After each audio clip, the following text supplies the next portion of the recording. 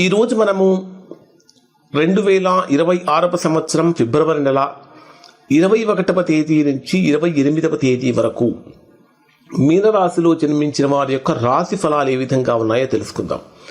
ఈ రాశి ఫలితాలు తెలుసుకోవటానికంటే ముందు ఈ 8 రోజులలో కూడా కీలకమైనటువంటి గ్రహ మార్పులు కనిపిస్తూ ఉన్నాయి.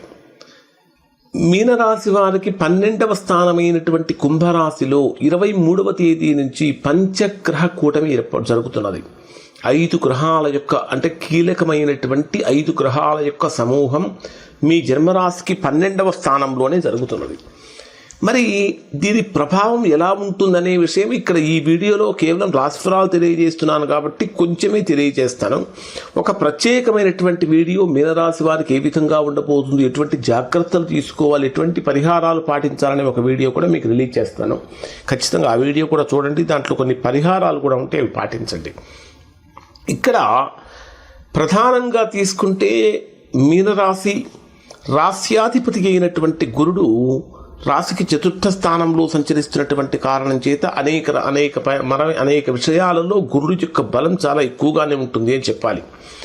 కానీ మీ జన్మరాశికి 12వ స్థానంలో 5 గ్రహాల యొక్క కలయిక, ప్రధానంగా తీసుకుంటే ద్వితీయాధిపతి ధనాధిపతి అయినటువంటి కుజుడు 23వ తేదీ ఉదయం 11:42 నుంచి మీ రాశికి 12వ స్థానంలో సంచరిస్తాడు. చతుర్థాధిపతి సప్తమాధిపతి అయినటువంటి బుధుడు 12వ స్థానంలోనే సంచరిస్తున్నాడు. షష్టాధిపతి రవి 12వ స్థానంలో సంచరిస్తున్నాడు. తృతీయాధిపతి అష్టమాధిపతి అయినటువంటి శుక్రుడు 12వ స్థానంలో సంచరిస్తున్నాడు.